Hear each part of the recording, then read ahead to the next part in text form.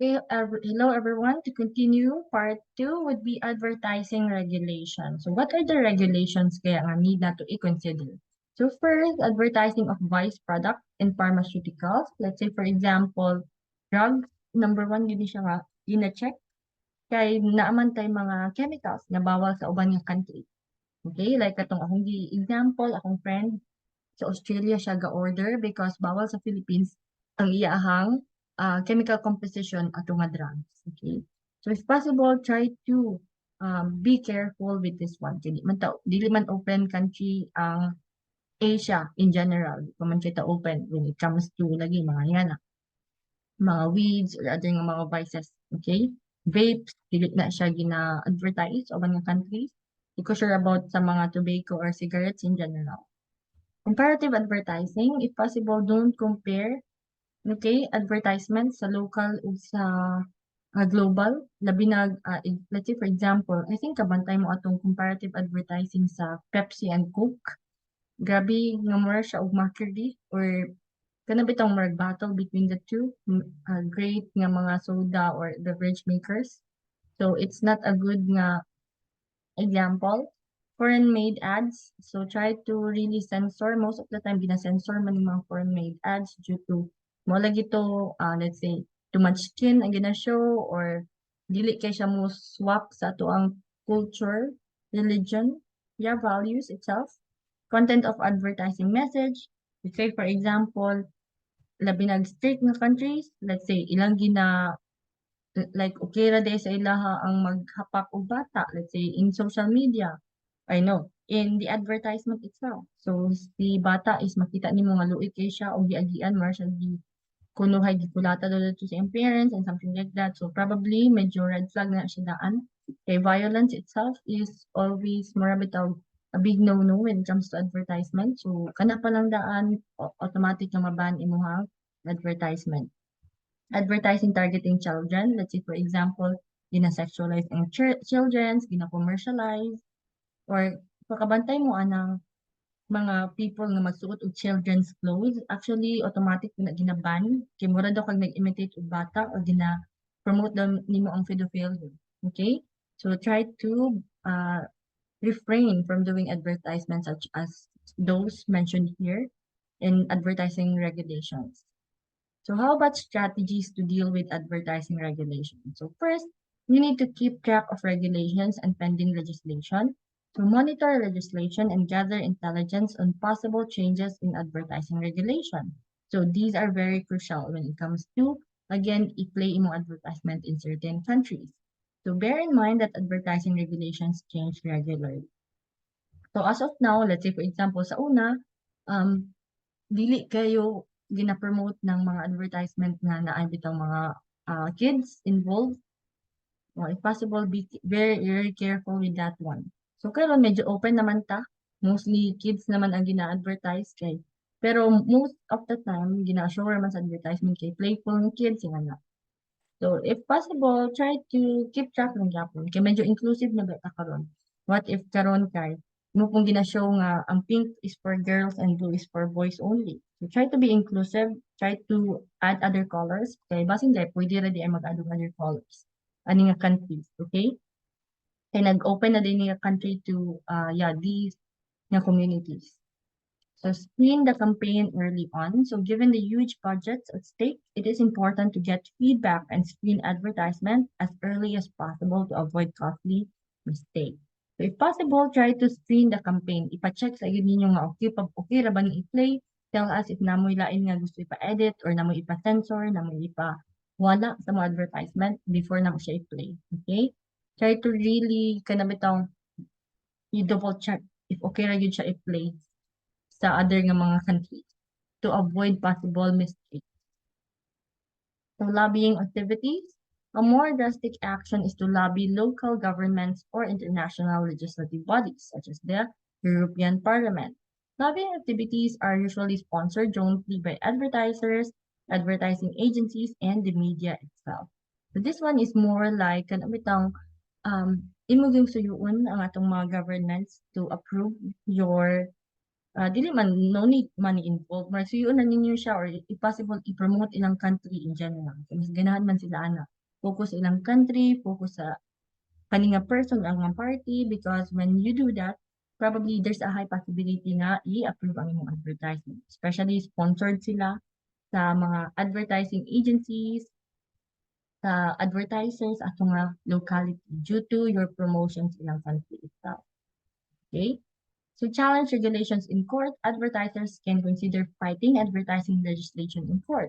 You can actually fight them if possible, kung pwede, aning country, like, inyong ipa-approve na, okay raman yung mga advertisement, kaya focus raman mi sa hair, wala man mi sa woman, sa body. O, siguro, kana ray mong ikuan, emphasize. Okay raman, kay hair man ang ginapakita, pero ibutan ay gapon siya sa hijab. Let's say, for example, sa Muslim country ka nag-promote og shampoo. Unya imo unya if possible ba kay bawal ba na i-show off ang ilang hair. So for you to do that, try to kana bitaw justify your actions or advertisement sa korte para again legal siya nga pwede ra i-play. Kaya mo mang i-show dito nga dapat kay healthy gyapon nilang hair bisag na dili makita or ano bitaw bisag nasa ilang sa hijab para at least yeah, if possible kung may events na kailangan nila makita or sa bana, sada ginakare din niya yung hirap. Na di siya hygienic di siya nga person. So that's an example. So adapt marketing mix strategy. If possible, adopt the 4 Ps, 7 Ps sa country na available. I-kuan yun siya. I-integrate sa imong advertisement so that you can really showcase, okay, your businesses and directly target your market, okay, the local market itself. So that's how you deal with advertising regulation. How about choosing an advertising agency? Kay kabalo naman taon sa unsa man ang mga problems na i-consider, what to do, how to make creative nga mga advertisement. How about the advertising agency? Okay, again, you are going to play this in local market. What will you choose kaya? So option for choosing an ad agency. So work with the agency that handles the advertising in the firm's home market, if possible, again, home market. Pick a purely local agency in the foreign market. So let's say ABS-CBN and GMA. So those are very good nga example. How about CNN? I guess familiar mo with CNN. So CNN is actually international. So mas better kung sa GMA daw ka or sa ABS-CBN. So choose the local office of a large international agency. So if possible, dato ka sa ABS-CBN or you can choose CNN. Kaya naman siya international nga agency. Select an international network of agencies that spans the globe. So mas better da kung CNN kay dili lang sa Philippines but also all over the world or sa mo play. CNN Philippines. I guess gitanaw diha atong mga OFWs. So for exhibit 13.9, these are world's top ad agencies. So top ad agencies all over the world. So for New York, we have Omnicom. So dako kasi revenue sa US. WPP Group, Publicis, then to Havas, Alliance Data Systems, and so on and so forth. Most of these are from, yeah, in Europe most of the time. Natay ko ang Tokyo. And in the US, New York and Dallas, Toronto. Yeah. So, I guess Tokyo ra ang pinaka-kuan kusog in Asia itself. Mo doon yung mga agency nga mura mo rank top in the world when it comes to advertisement. Okay? O ang ila pong coverage and reach guru. So when screening ad agency, consider their coverage first. Market coverage. Does the agency cover all relevant markets? Let's say, for example, mag-focus ka sa Europe. Probably WPP Group would be good. London. Also, Aegis Group. Or Havas. Okay, nga naman, nalaman siya sa heart sa Europe itself.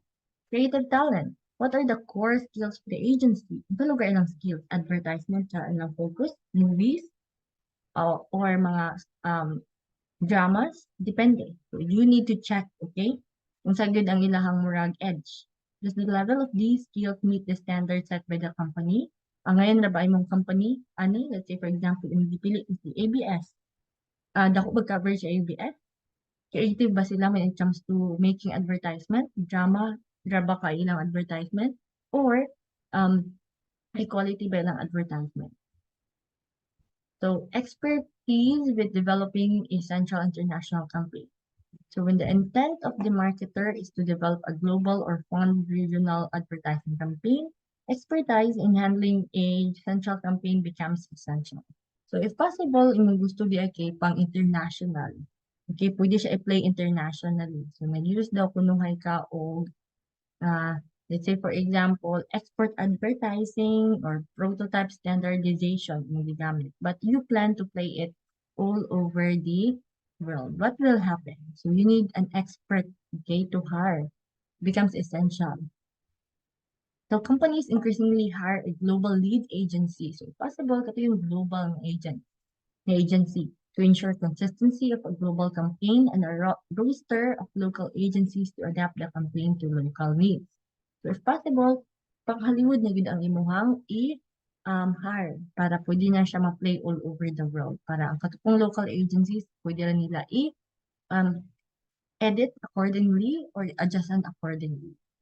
So that's for expertise.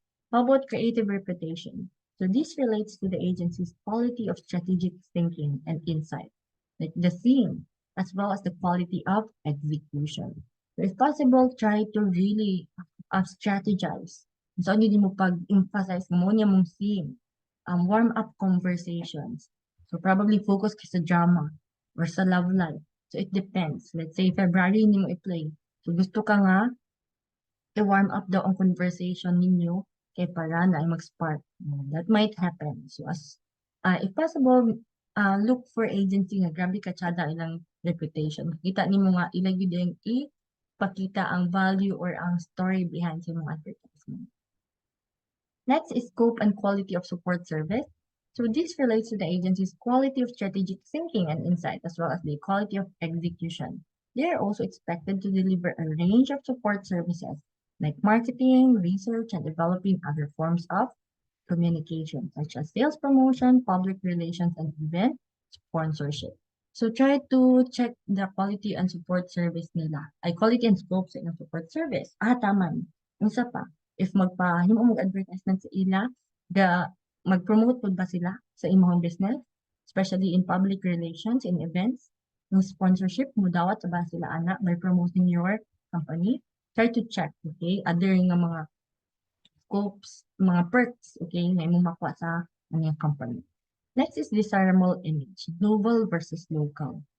So the image, global or local, that the company wants to project with its communication efforts also matters a great deal. So companies that aspire to develop a local image often assign their efforts to local ad agencies. So if possible, try to check kung saan mo gusto mo, imong ipakita nga imong approach is global or local. So you need to settle this out. So gusto kang local, focus ka sa local nga mga agencies. Kaya para mas better, mas makuha nila ang murag timpla sa imuhang mga um, target market itself. Okay, so next would be size of the agency. Generally speaking, large agencies have more power than small agencies. So this is especially critical for media buying, very healthy relationship between the media outlet and the ad agency, which is very critical. On the other hand, the creative side of advertising that does not always benefit from the scale is mas luoy.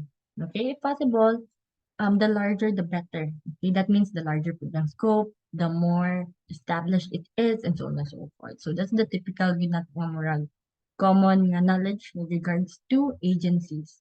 Because that is the truth. The larger the company, the bigger yun ang scope. So conflicting accounts.